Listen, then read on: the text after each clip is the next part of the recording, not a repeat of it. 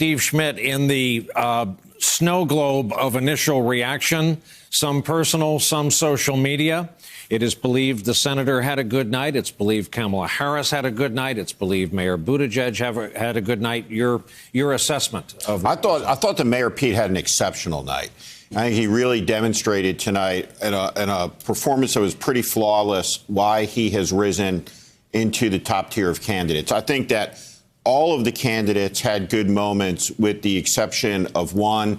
And I think that the vice president had probably his strongest debate performance. And when you look at the race and you look at the things that presidential candidates have to do, whether it's one-on-one on the stump, whether it's giving speeches, that for Joe Biden, his weakest venue, his away game, is the debate stage. He doesn't have to win the debates. He has to survive the debates. And he did well enough tonight to not just survive, but I think to advance his cause on a number of different fronts. And I think he got better as the debate went on.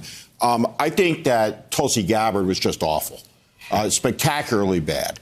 In fact, in a week between Prince Andrew, Jim Jordan, and Devin Nunes, she made a legitimate run for the medal podium.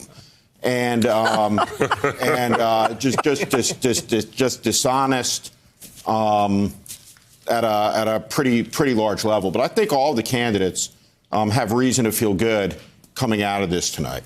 Hey there, I'm Chris Hayes from MSNBC. Thanks for watching MSNBC on YouTube. If you want to keep up to date with the videos we're putting out, you can click subscribe just below me or click over on this list to see lots of other great videos.